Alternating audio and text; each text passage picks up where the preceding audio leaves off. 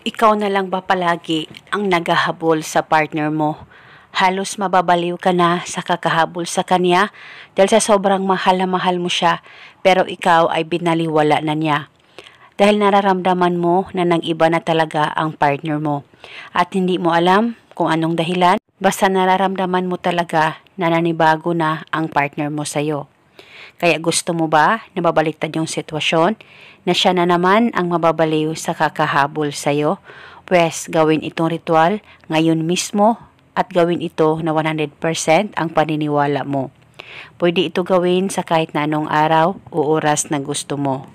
Ang gagawin mo lamang, kumuha ka ng panulat kahit anong kulay at isulat sa kaliwang dalampakan mo ang kanyang tunay na pangalan at apelido ng 3 beses.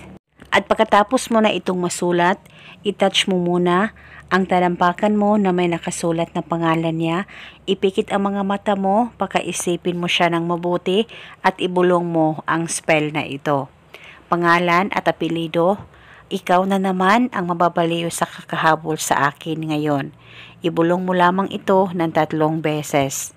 At pagkatapos, hayaan mo lamang ang nakasulat dyan sa talampakan mo at huwag nyo itong burahin ng kusa.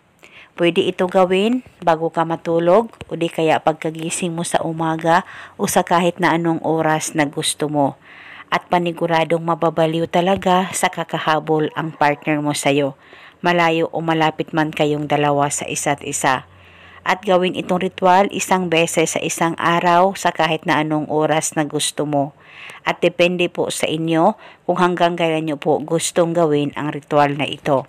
Dahil isa itong gabay at isang paraan para mas lalong mapatibay ang relasyon ninyong dalawa ng partner mo. At huwag kalimutang palaging magdasal at manalangin. At eto muna sa ngayon, maraming salamat po sa panonood. May God bless us all.